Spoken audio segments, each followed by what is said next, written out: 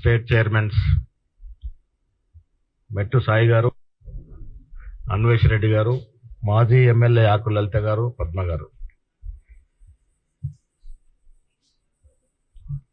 ఇవాళ రాష్ట్రంలో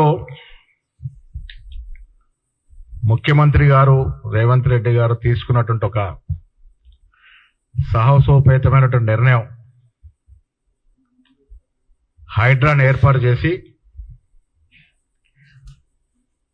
ప్రభుత్వ చేతుల్లోకి అక్రమంగా మారిపోయినటువంటి ప్రజల ప్రభుత్వ ఆస్తుల్ని తిరిగి చేపడుతున్న తరుణంలో హైడ్రాకి యావత్ రాష్ట్ర ప్రజానికం జేజేలు పలుకుతా ఉన్నారు. తన మన భేదం లేకుండా హైడ్రా కమిటీ దురాక్రమణకు గురైనటువంటి ప్రభుత్వ ఆస్తుల్ని వెనక్కి తీసుకొస్తున్న తరుణంలో వీళ్ళు మళ్ళీ కేటీఆర్ గారు వార్తల్లోకి వచ్చినారు. ఈ విషయాలు మాట్లాడే ముందు 2 సంవత్సరాల క్రితం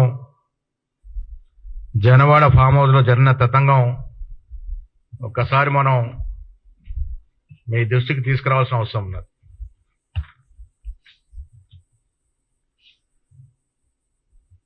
ఇవాళ పత్రికా సమావేశంలో నాకు 111 జీవోలో కానీ FTL పరిధిలో కానీ భూములు లేవనే మాట చెప్తా ఉన్నాడు. ఆనాడు PCC అధ్యక్షులు ఇవాళ ముఖ్యమంత్రి రేవంత్ రెడ్డి గారు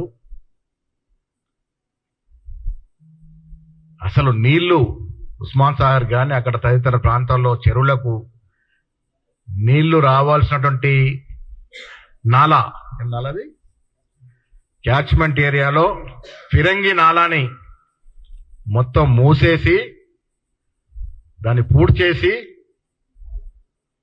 క్యాచ్మెంట్ ఏరియాని టోటల్ క్లోజ్ చేసి జనవాడ ఫాము నిర్మించడం జరిగింది.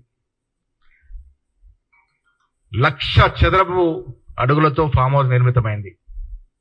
ఇంద్రభవనం లాగా ఉండేటువంటి ఫామ్ హౌస్ లో స్విమ్మింగ్ పూల్లు, లాన్స్ తదితర అన్ని కూడా సౌకర్యాలు ఉన్నాయి.